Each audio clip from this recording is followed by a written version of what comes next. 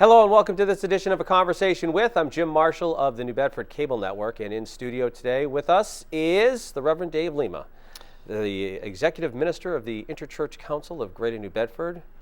That's a long business card. It is a long business card, but hey, you've had it for a while, so yeah, exactly. Actually, I just started my 18th year, believe it or not. I can't believe it. I've known you longer than that, but okay. Yes, you have. It is the holiday season, and Dave's always come in to talk about the holidays, Christmas, New Year's, big holidays here in the wintertime, and this year no different. The last couple years you've been in here, and COVID has been the predominant really topic of discussion, even when we were talking about church and, right. and religion on these holidays. Definitely. And although it's not, I guess, the topic right now, it's still out there. The flu's out there right now, and RSV is out there right now. Yeah. So illness still a big thing right now as we enter the holiday season and the new year. It's interesting. You've always said too that Christmas season, it's goes for, it's not just the day, it's a season. Right. And even New Year's is, I think I looked back at a couple of shows. It's not just New Year's Day. I mean, it goes on for a few weeks after that too. You're still saying Happy New Year to people and still talking and have goals and what have you. Wasn't that the hope always? Yeah, exactly.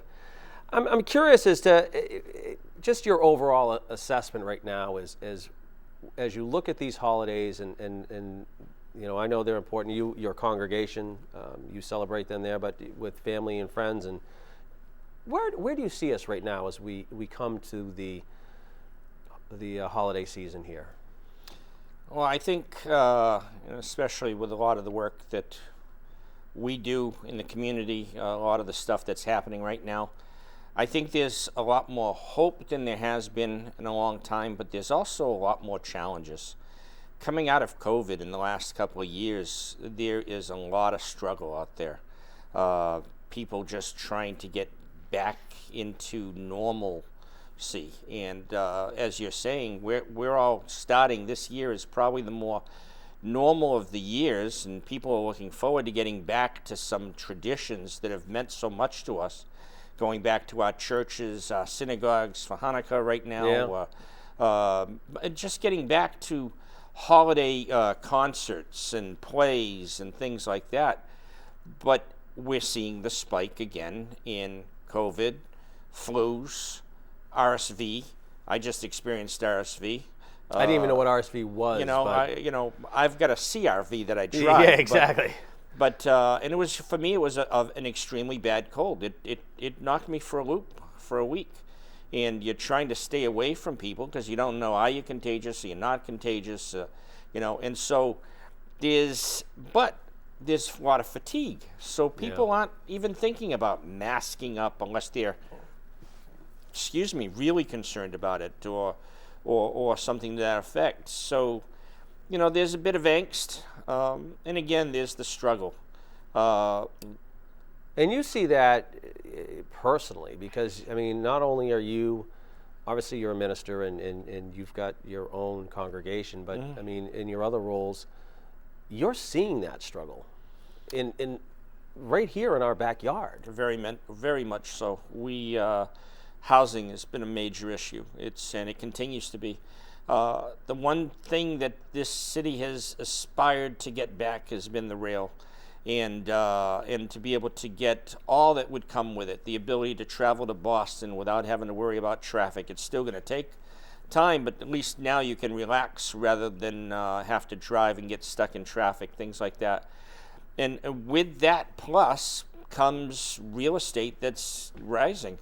Real estate rises, rents rise, and you're getting speculators that are coming into our area, and they're purchasing homes and clearing people out so they can get higher rents. That's causing a whole ripple effect, and so now you're looking at rents almost double what they were just 10 years ago. Double, and so a family that's living in the median wealth range in the city, household income. You're talking middle class. You're talking less than middle class. Yeah. In Well, our I area. know, but even middle class, when Yeah. when you're talking, it's now is kind of what we said, and I know this isn't so much Christmas, but the middle class is just being shrunk, and you've got either upper class or lower class. There is no. No, and so a lot of what's happening, like you say, this isn't Christmas, but for a lot of people it is. Right. Because now they're worried about whether they're going to be able to pay the costs of the high cost of rent, the high cost of food. Again, coming out of COVID, the high cost of utilities. Utilities are going, and they're going up in January. Exponentially. Yes. They're not going up 10%. They're going up 40. 30, 40, 60% in some areas. Thank God we're not in those areas. Yeah. But but that's where people are starting to work together a little bit more too. And But that's that's the joy. That's so. In a sense, the role of the church has changed because not that the church wasn't there before, but now you're getting privately, requests for help. There's always been a lot of that, but there's more now Right. than ever before. And there's more families in our churches that are needing assist. And that's where the struggle starts to come, because some churches, we've got some nice, large churches that are doing very well. But we've got some, especially some of our older denominational churches that, not that it's an old denomination, it's Right, the the churches church themselves. itself. Right. Yeah. They're struggling with lower attendance, especially after COVID, but higher need. And you want to offer hope and help.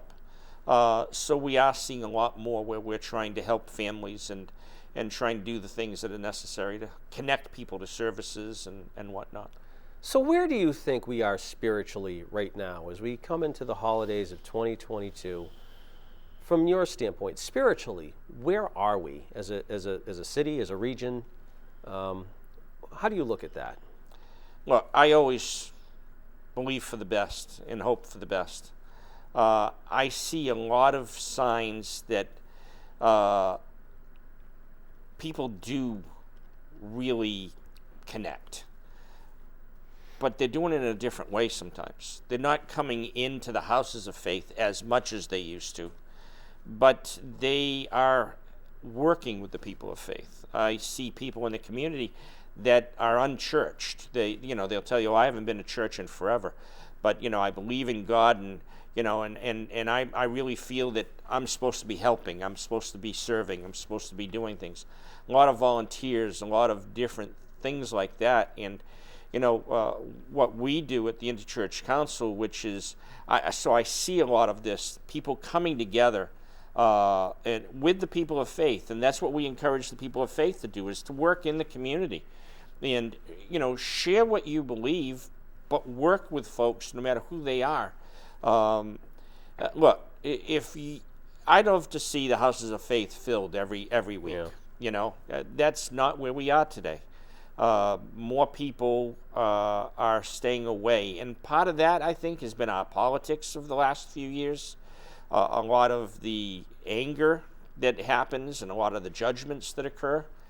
But when you talk to people individually, there's a hope that things can be better, that we can make it better. And that's where I believe, for me, my faith, of course, is in Christ. My faith is expressed in my love for my brother and sister, in my fellow man. And I've always believed that the Bible is telling us to serve one another. That's the greatest show of love and faith we can have. And I'm here to tell you there's a lot of folks that are out there doing that very thing. I was going to ask you, do you find that people, I don't want to be too simplistic, but people believe in God? I do, but I think people have been challenged in that. And a lot of it is judgment. There's been a lot of scandals. There's been a lot of accusations. There's a lot of anger that's out there. There's a lot of also people that have doubts because of things that we've been through. How could God let COVID occur? How could God let, the wars occur? How could God let the children that get hurt, the moms that die in ugly circumstances, the crimes and everything else, and that's not what the Bible teaches. The Bible teaches us that He did have a plan, that God did create man to have close relationship with Him, but we've got to change. We're the ones that have to recognize what we need to do better, and the golden rule is always the one that, as simplistic as it is the one that we should, follow, which is what I believe God's plan is, and that's to do unto others as I would want them to do unto me, to love one another as Christ loved us. It's if we can start putting other people first and understand where they are, who they are, what they're doing, then all of a sudden you're going to start experiencing a spiritual level that you've never experienced before. It's not just the music in the church. It's not just the holiness of a moment. Some of the greatest holy moments you're ever going to experience is when you're helping somebody who's hurt, when you're feeding somebody who's hungry, clothing somebody that's naked, when you're visiting somebody in prison. These are the kind of things that God has asked us to do, and that's the kind of things that help us to experience God's presence. How important is it for you as a minister, and other faiths as well, the folks that talk about the message? I don't want to say you have to put on a show, but is it different now to connect with people? And obviously the holy season, especially Christmas, is it's one of those 2 days. I mean, people say, oh, they come on Christmas and they come on Easter. So this is an opportunity. How important is it to connect, or how important, not the message, but your presentation is for these services this season? So for a lot of us who are in ministry, that's always one of the challenges and the blessings, to see a full house on a quote unquote holy day. What I say in my church is that every day should be Christmas and every day should be Easter. Right. What we're celebrating is what we have for life, not just one day. But we're humans. We have calendars. We have special days that we set aside. It is important to try to make connection, but only so that people know that we're not just here on these days. Right. And if you may be experiencing something where you need to talk to somebody, and whether it's just to be able to have connection with folks, to have some spiritual insight that we may be able to offer you, to be able to know that somebody loves you more than just what you're experiencing in the world, because sometimes what we're experiencing in the world is not all that great. I joke to Father Mike Racine when I go to Mass. I'll walk in and he'll be at the end, and I'll say, "Have a good show today." And he laughs, and on the way by, I'll say, "How was that today?" But I'm thinking to myself, yeah, it almost like, not him specifically, right, but you almost have to put on a show to get people, especially nowadays. You're competing for, I don't say attention, but you need people to come in, and you want people to connect. Well, yeah, I mean, there's the business of the church. You got to be able to pay the bills. You got to be able to, upkeep the building and everything else. But even more so, we've got to be able to help others, and that means you've got to be able to have the capability of the monies that come in as volunteerism, the different things that we all share. So, yeah, if you're a great speaker, you tend to have a bigger congregation. If you're charismatic, if you bring something that people can relate to. But I was just talking to somebody the other day that the charisma of the minister doesn't mean half as much as the tradition that she grew up with. Right. In this particular case, she's Episcopalian, and for her, it's the hymns that are sung, the prayers that they all read together. Right. She had gone and visited one of our more evangelical modern churches, and they had a band up on stage, and they sang wonderfully, and they presented wonderfully, and the pastor's very charismatic, but there were no shared prayers. There was no responsive prayer, And for her, she didn't feel connected because that didn't happen. Yeah. You know, I think different people have different levels of what they grew up with, what they're used to, and what they connect to. And I think that's probably the thing that us ministers want to do, is we want to be able to find people's connection, because that's how you build community. That's how you build the church community. That's how you build the greater community. One of the things I've always admired about you is no matter what the denomination, you are very supportive of the people and the denomination. Your big thing is just go to church or go to synagogue or go to where you want to. Get connected. Don't be alone. Don't be out there by yourself. And you know, again, I have my faith, and I have what I believe is my truth. In my church, I'll speak to it as the truth. But when I'm here sitting talking to you, I can't impose what I believe in on you, because the first thing that's going to happen is you're going to say, well, yeah, you know, back off, buddy. You know? And the thing is it now doesn't give us the ability to connect, to be able to work together on the things that we can. But the one thing that I've learned too, it seems, you know, obviously I'm Catholic, but there's a base. There's a baseline that we can all agree on. There is a God. There is. There is a Savior. And that really is the foundation of the denominations, yeah, when you really think about it. Right. And, I mean, if we really want to be honest, especially for the Christian world, those who believe in Christ, okay, the apostles were trying to tell Jesus, hey, those guys over there, they're not with us, but they're talking about you. They're talking, you know, they're getting a crowd. And Christ told them, if they're not against us, they're for us. I have a firm belief that when we get up before the great throne of judgment, we're all going to get told, you know, you were all wrong. You know? Yeah. I wanted you all to work together. Instead, you all judged one another. Yeah. That wasn't God's plan. God planned one body, you know? Let me ask you, because I think obviously it's appropriate here, and I've asked you this before, but I think it's a good message for Christmas, the Christmas story. Mm-hmm. How does it relate to, and this is probably part of your sermon for crying out loud, but how does that relate this year? How does the story relate to where we are this year? Well, again, the one thing that I would share, if we really want to pay attention, there was a government. I'm sorry to interrupt. I can't help but think with the housing situation. Oh, I'm coming right along there. You're talking about a young family, a young couple that's about to have their first child.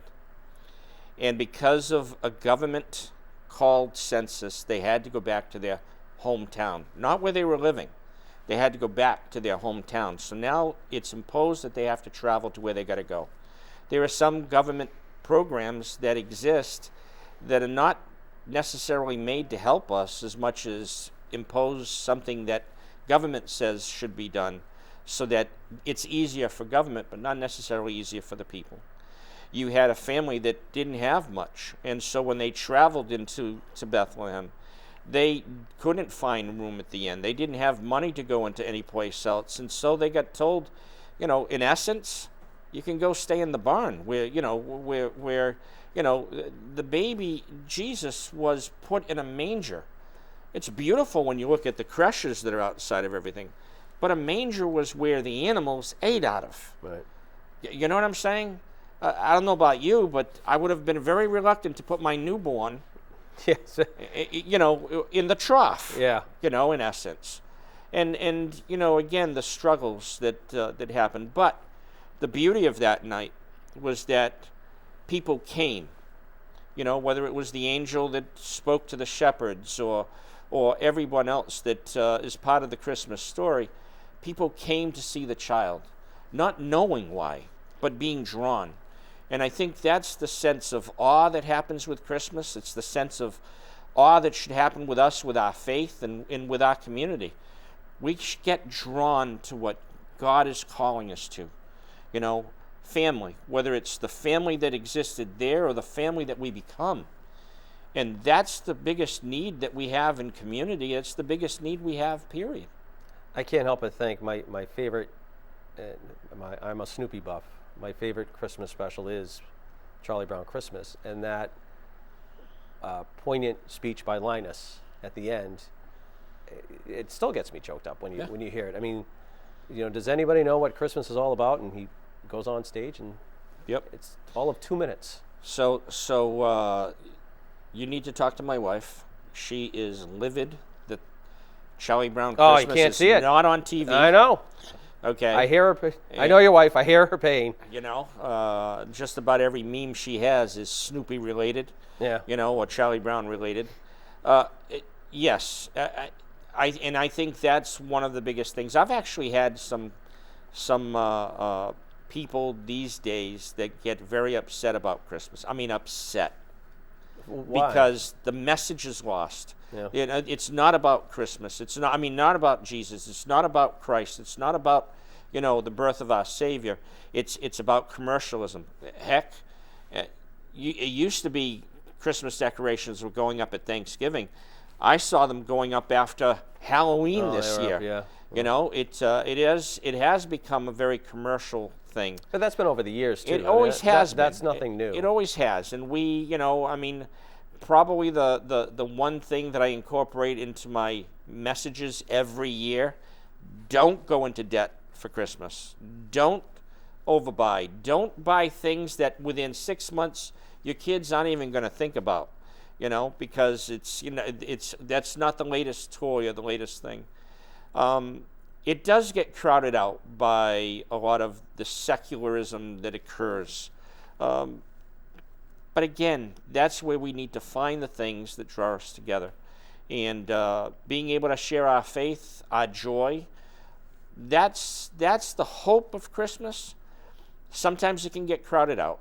But there's been a lot of, there's been a lot of great stories locally here about organizations helping out. Yes. My wife is a principal at an elementary school here in the city, and they had an event where kids got gifts, and she's like, it was incredible. It was just a small thing, but the city really does, and the area in general does, I think. I know there's kids that still need help right now. As we're recording, they still need help. But this region does, the city does, as best it can to help those in need this time of year. And you've seen it probably more than most people. It does, and I've seen a lot of it, without a doubt. In fact, I had somebody who's pretty prominent in the community that asked me, wanted to give a personal donation to help a family or an individual. And this person's relatively new to the community, so was looking for ideas of how to identify someone. And I started listing in the email the different organizations that help different people at this time, or all year long, actually. And, the ones that are helping with young kids, the things that happen in the public schools to help families and individuals, the different organizations like Child and Family that work with people that are going through mental health issues, needing counseling, people like PACA, people like Seven Hills, obviously the Salvation Army and their Neediest Family Fund. There are so many different organizations working with so many different people in sometimes they're specialized in working with folks, like one works with people that are in recovery or reentry from prison. And how do we help them succeed? How do we get them to the next level so that they don't fail and go back? So you see a lot of that now. And as great a joy as that brings me to see all of that, sometimes I think what we forget is that people still have needs the rest of the year. Oh, absolutely. And I know we've had the United Way, we've had Victoria on telling that, the demand for food in July is just as bad. It's actually worse in the summer because nobody's thinking of it. Once kids get out of school, that 2-month gap is a tough time. I want to ask you, because we've got a couple minutes left here, but I just want to touch on the new year. Mm-hmm. We've talked to Christmas, but New Year's is again, the holiday is a unbelievable time of year for people too. And you've talked about it in the past on past shows here. Yes, and we will be having our annual New Year's Eve service at the Siemens Bethel at 5 o'clock on New Year's Eve. And we're going to have 3 speakers. One will be Rabbi Cantor. He will be actually one of the speakers, and everybody's getting about 5 to 7 minutes. He'll be talking about some of the struggles that we've had recently, with not only anti-Semitism but hate crimes. And you might say, well, how's that for New Year's? Well, it's about how the title of the service is going to be Confident Hope Brings Community. And we need to identify certain things so that we can work to change certain things. One of the other people will be Kyle Alves from PACA, because he's doing so much to work again with people in recovery, reentry. He's done a lot of work with the opioid epidemic. Yes. He's been on the front line. For 30 years. Yeah. And now he's going to be, PACA will be the overflow to the overflow for cold weather sheltering. Yeah. Because we don't have as many beds set aside for overflow. So again, they stepped right up, and they're doing that. And the last speaker that we have that I'm pretty excited about is Leonard Lee, the new president and CEO of the Community Foundation. Right. And he has a tremendous background. A lot of people may not be fully aware of him, but he doesn't come to us as somebody with a lengthy lineage resume in foundation work. He's a boots on the ground guy. He was in Boston during the Boston Miracle when they were going through all the struggles, working on the streets with a lot of the crime that was going on in the neighborhoods, helping to affect change. He ran a bunch of different programs. We were talking recently, last year at this time, before he came to work here, he was going down to the intersection of Massachusetts Avenue and Cass. Mass and Cass. Yeah. Mass and Cass, handing out masks to the homeless, where they had hundreds of them over there. They have such an issue, and so I'm looking forward to hearing him talk about a confident hope brings community. It's about bringing people together, making change. I may have a struggle that I need help with, and if you hear about it, most of us will say, hey, wait a minute, I can help you with that. Right. That's how we make change that's everlasting. And it's not always about dollars, though that helps, finances. It's not always about, institutions. Sometimes it's just one-on-one. Sometimes it's just being a good listener. It is. Yeah. It's good seeing you. I wish you and your family a Merry Christmas and a Happy New Year, and I'm sure we will talk to you in the coming year for sure. Yes, always. And thank you and everybody that's watched. And God bless and happy holidays and a great new year. Let's hope and pray. Exactly. That's going to do it for us. I'm Jim Marshall, Reverend Dave Lima, our guest. Thanks for watching, and we'll talk to you again soon.